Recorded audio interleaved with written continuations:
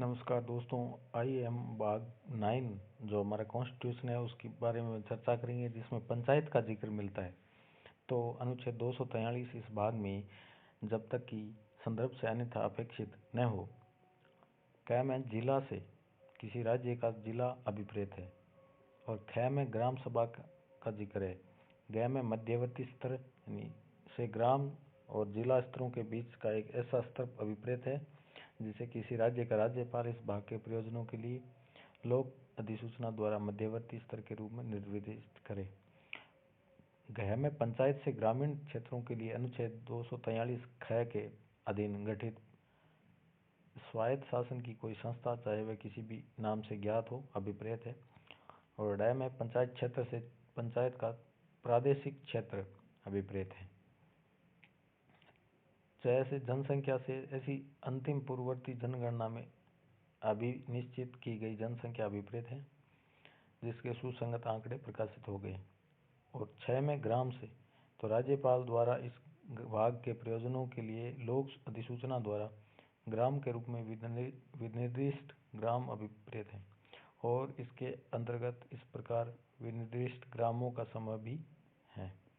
243 क में कहा गया है कि ग्राम सभा ग्राम स्तर पर ऐसी शक्तियों का प्रयोग और ऐसे कृत्यों का पालन कर सकेगी जो किसी राज्य के विधानमंडल द्वारा विधि द्वारा उपबंधित किए जाएं। 243 ख में कहा गया है कि प्रत्येक ग्राम राज्य में ग्राम, मध्यवर्ती और जिला स्तर पर इस भाग के उपबंधों के अनुसार पंचायतों का गठन किया जाएगा। खंड 1 में किसी बात के होते हुए भी मध्यवर्ती स्तर पर पंचायत का उस राज्य में गठन नहीं किया जा सकेगा जिसकी जनसंख्या 20 लाख से अनधिक है।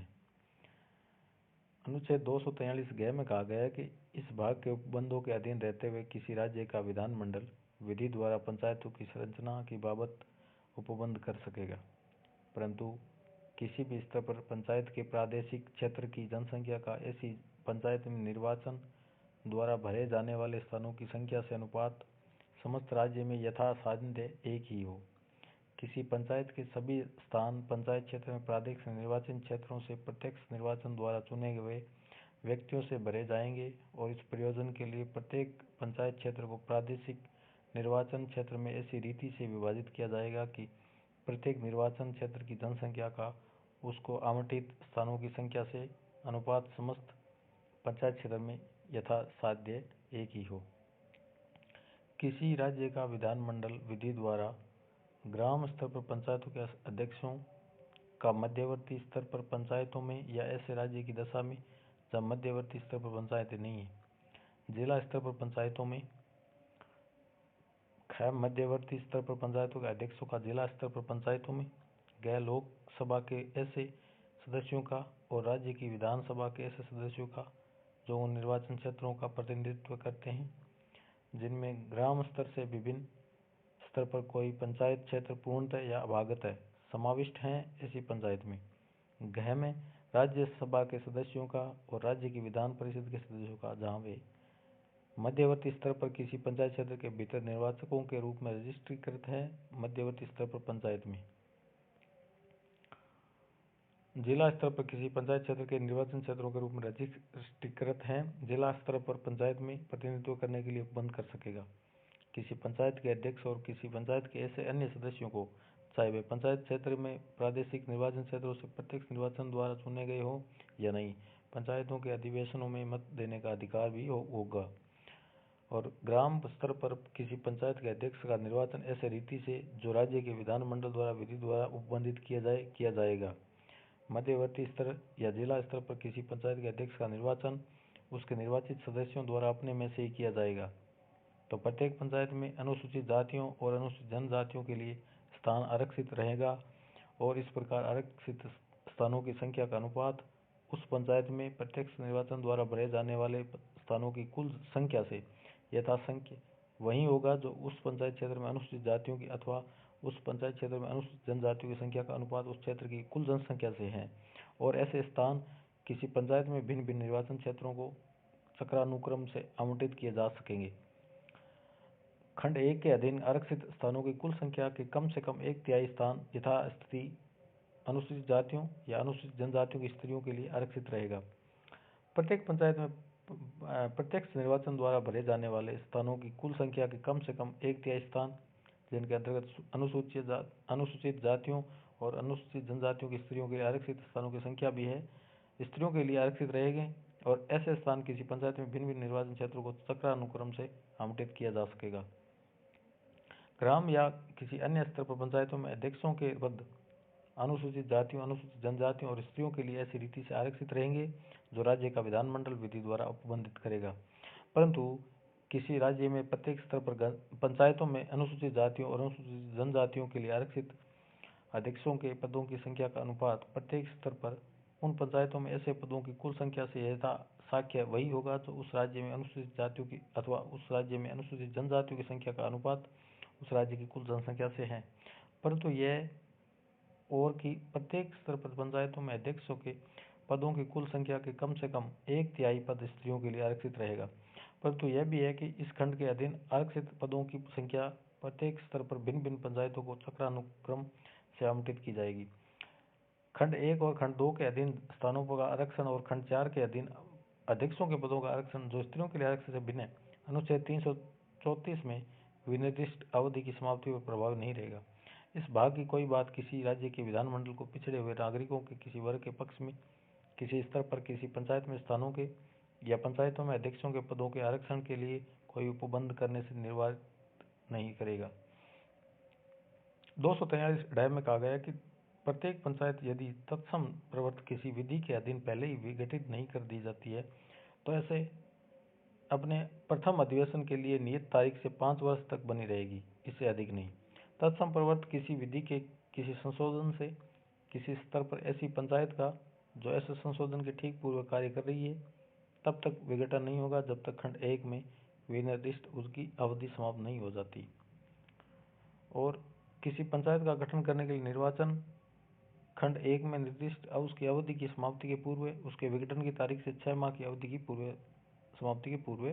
पूरा किया जाएगा। परंतु जहां वह शेष अवधि जिसके लिए कोई विघटित पंचायत बनी है 6 माह से कम है, वहां ऐसी अवधि के लिए उस पंचायत का गठन करने के लिए इस खंड के अधीन कोई निर्वाचन कराना आवश्यक नहीं होगा। किसी पंचायत की अवधि की समाप्ति के पूर्व उस पंचायत के विघटन पर गठित की गई कोई पंचायत उस अवधि के केवल शेष भाग के लिए बनी रहेगी जिसके लिए विघटित पंचायत खंड 1 के अधीन बनी रहती है, यदि वह इस प्रकार विघटित नहीं की जाती। अनुच्छेद 243 में कहा गया कि कोई व्यक्ति किसी पंचायत का सदस्य चुना जाने के लिए और सदस्य होने के लिए निर्धारित होगा यदि वह संबंधित राज्य के विधानमंडल के निर्वाचनों के प्रयोजनों के लिए तत्सम प्रवर्त किसी विधि या उसके अधीन उस प्रकार निर्धारित कर दिया जाता है। परंतु कोई व्यक्ति इस आधार पर निर्धारित नहीं होगा कि उसकी आयु 25 वर्ष से कम है यदि उसने 21 वर्ष की आयु प्राप्त कर ली, यदि वह राज्य के विधानमंडल द्वारा बनाई गई किसी विधि द्वारा या उसके अधीन इस प्रकार निर्धारित कर दिया जाता है। यदि यह प्रश्न उठाता है कि किसी पंचायत का कोई सदस्य खंड 1 में वर्णित किसी निर्हरता से ग्रस्त हो गया है या नहीं, तो वह प्रश्न ऐसे प्राधिकारी को और ऐसी रीति से जो राज्य का विधानमंडल विधि द्वारा उपबंधित करे विनिश्चय के लिए निर्देशित किया जाएगा। अनुच्छेद 243 में संविधान के उपबंधों के अधीन रहते हुए किसी राज्य का विधानमंडल विधि द्वारा पंचायतों को ऐसी शक्तियां और प्राधिकार प्रदान कर सकेगा जो उन्हें स्वायत्त शासन की संस्थाओं के रूप में कार्य करने में समर्थ बनाने के लिए आवश्यक हो, और ऐसी विधि में पंचायतों को उपबंध स्तर पर ऐसी शर्तों के अधीन रहते हुए जो उसमें विनिर्दिष्ट किया जाए निम्नलिखित के संबंध में शक्तियां और उत्तरदायित्व न्याय संगत करने के लिए उपबंध किए जा सकेंगे। अर्थात आर्थिक विकास और सामाजिक न्याय के लिए योजनाएं तैयार करना, आर्थिक विकास और सामाजिक न्याय की ऐसी स्कीमों जो उन्हें सौंपी जाए जिनके अंतर्गत वे स्कीमें भी हैं जो 11वीं अनुसूची में सूचीबद्ध विषयों के संबंध में है, कार्यान्वित करना। अनुच्छेद 243 में किसी राज्य का विधानमंडल विधि द्वारा ऐसे कर, शुल्क, पथकर और फीसें उद्ग्रहित, संग्रहित और विनियोजित करने के लिए किसी पंचायत को ऐसी प्रक्रिया के अनुसार और ऐसे निर्बंधों के अधीन रहते हुए प्राधिकृत कर सकेगा। राज्य या सरकार द्वारा उद्गृहित और संग्रहित ऐसे कर, शुल्क, पथकर और फीसें किसी पंचायत को ऐसे प्रयोजनों के लिए तथा ऐसी शर्तों और उपबंधों के अधीन रहते हुए सब निर्दिष्ट कर सकेगा। राज्य की संचित निधि में से पंचायतों के लिए ऐसे सहायता अनुदान के लिए उपबंध कर सकेगा और पंचायतों द्वारा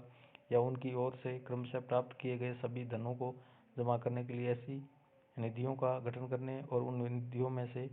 ऐसे धनों को निकालने के लिए भी उपबंध कर सकेगा, जो विधि में निर्दिष्ट किए जाए। अनुच्छेद 243 जय में कहा गया है कि राज्य का राज्यपाल संविधान 73वां संशोधन अधिनियम 1992 के प्रारंभ से 1 वर्ष के भीतर यथाशीघ्र और तत्पश्चात प्रत्येक 5वें वर्ष की समाप्ति पर वित्त आयोग का गठन करेगा, जो पंचायत की वित्तीय स्थिति का पुनर्वलोकन करेगा और जो राज्य द्वारा उद्धृत करों, शुल्कों, पथकरों और फीसों के ऐसे शुद्ध आगमों के राज्य और पंचायत के बीच जो इस भाग के अधीन इसमें विभाजित किए जाएं, वितरण को, और सभी स्तरों पर पंचायतों के बीच ऐसे आगमों के तत्संबंधी भाग के आवंटन को, ऐसे करों, शुल्कों, पथकरों और फीसों के अवधारण को जो पंचायतों को संबोधित की जा सकेगी या उनके द्वारा विनियोजित की जा सकेगी। राज्य की संचित निधि में से पंचायतों के लिए सहायता अनुदान को शासित करने वाले सिद्धांतों के बारे में, पंचायतों की वित्तीय स्थिति को सुधारने के लिए आवश्यक अनुदानों के बारे में, पंचायतों के सुदृढ़ वित्त के हित में राज्यपाल द्वारा वित्त आयोग को निर्देशित किए गए किसी अन्य विषय के बारे में राज्यपाल को सिफारिश करेगा। राज्य का विधानमंडल विधि द्वारा आयोग की संरचना का उन अर्हताओं का जो आयोग के सदस्यों के रूप में नियुक्त के लिए अपेक्षित होगी और उस रीति का जिसने उनका चयन किया जाएगा वो बंद कर सकेगा। आयोग अपनी प्रक्रिया आधारित करेगा और उसे अपने कर्तव्यों के पालन में ऐसी शक्तियां होगी जो राज्य का विधानमंडल विधि द्वारा उसे प्रदान करे। राज्यपाल इस अनुच्छेद के अधीन आयोग द्वारा की गई प्रत्येक सिफारिश को उस पर की गई कार्रवाई के स्पष्टीकारक ज्ञापन सहित राज्य के विधानमंडल के समक्ष रखवाएगा। अनुच्छेद 243 न्याय में कहा गया कि किसी राज्य का विधानमंडल विधि द्वारा पंचायत द्वारा लेखे रखे जाने और ऐसे लेखाओं को संपरीक्षा करने के बारे में उपबंध कर सकेगा। अनुच्छेद 243 में कहा गया पंचायतों के लिए कराए जाने वाले सभी निर्वाचनों के लिए निर्वाचन नामावली तैयार करने और उन सभी निर्वाचनों के संचालन का अधीक्षण, निर्देशन और नियंत्रण एक राज्य निर्वाचन आयोग में निहित होगा, जिसमें एक राज्य निर्वाचन आयुक्त होगा जो राज्यपाल द्वारा नियुक्त किया जाएगा और किसी राज्य के विधानमंडल द्वारा बनाई गई किसी विधि के उपबंधों के अधीन रहते हुए राज्य निर्वाचन आयुक्त की सेवा शर्तें और पदावधि ऐसी होती है जो राज्यपाल नियम द्वारा निर्धारित करे, परंतु राज्य निर्वाचन आयोग को उसके पद से उसी रीति से और उन्हीं आधारों पर हटाया जाएगा जिस रीति से जिन आधारों पर उच्च न्यायालय के न्यायाधीश को हटाया जाता है, अन्यथा नहीं। और राज्य निर्वाचन आयोग की सेवा की शर्तों में उसकी नियुक्ति के पश्चात उसके लिए अलाभकारी परिवर्तन नहीं किया जाएगा। जब राज्य निर्वाचन आयोग अनुरोध करे, जब किसी राज्य का राज्यपाल राज्य निर्वाचन आयोग को उतने कर्मचारी उपलब्ध करेगा जितने खंड 1 द्वारा राज्य निर्वाचन आयोग को उसे सौंपे गए कर्तव्यों के निर्वहन के लिए आवश्यक हो। इस संविधान के उपबंधों के अधीन रहते हुए किसी राज्य का विधानमंडल विधि द्वारा पंचायतों के निर्वाचन से संबंधित या सशक्त सभी विषयों के संबंध में उपबंध कर सकेगा। अनुच्छेद 243 में कहा गया कि इस भाग के उपबंध संघ राज्य क्षेत्रों को लागू होंगे और किसी संघ राज्य क्षेत्र को उनके लागू होने में इस प्रकार प्रभावी होंगे मानो किसी राज्य के राज्यपाल के प्रति निर्देश अनुच्छेद 239 के अधीन नियुक्त संघ राज्य क्षेत्र के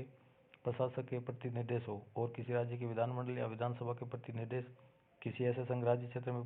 संबंध में जिसमें विधानसभा है उस विधानसभा के प्रति निर्देश हो, परंतु राष्ट्रपति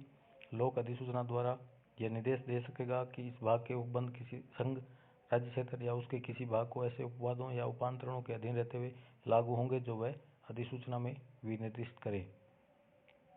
अनुच्छेद 243 में कहा गया कि इस भाग की कोई बात अनुच्छेद 244 के खंड 1 में निर्दिष्ट अनुसूचित क्षेत्रों और उसके खंड 2 में निर्दिष्ट जनजाति क्षेत्रों को लागू नहीं होगी। इस भाग की कोई बात निम्नलिखित को लागू नहीं होगी, अर्थात नागालैंड, मेघालय और मिजोरम राज्य, मणिपुर राज्य में ऐसे पर्वतीय क्षेत्र जिनके लिए तत्सम प्रवर्तक किसी विधि के अधीन जिला परिषदें विद्यमान है। इस भाग की कोई बात जिला स्तर पर पंचायतों के संबंध में पश्चिमी बंगाल राज्य के दार्जिलिंग जिले के ऐसे पर्वतीय क्षेत्रों को लागू नहीं होगी। इसके लिए तत्समय प्रवर्तक किसी विधि के अधीन दार्जिलिंग गोरखा पर्वतीय परिषद विद्यमान है। किसी बात का यह अर्थ नहीं लगाया जाएगा कि वह ऐसी विधि के अधीन गठित दार्जिलिंग गोरखा पर्वतीय परिषद के कर्तव्यों और शक्तियों पर प्रभाव डालती है।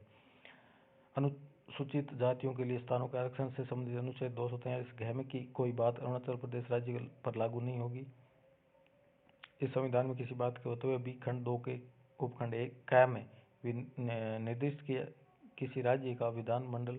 विधि द्वारा इस भाग का विस्तार खंड 1 में निर्दिष्ट क्षेत्रों के सिवाय यदि कोई हो उस राज्य पर उस दशा में कर सकेगा जब उस राज्य की विधानसभा इस आशय का एक संकल्प उस सदन की कुल सदस्य संख्या के बहुमत द्वारा तथा उस सदन के उपस्थित और मत देने वाले सदस्यों के कम से कम 2/3 बहुमत द्वारा पारित कर देती है। संसद विधि द्वारा इस भाग के उपबंधों का विस्तार खंड 1 के विनिर्दिष्ट अनुसूचित क्षेत्रों और जनजाति क्षेत्रों पर ऐसे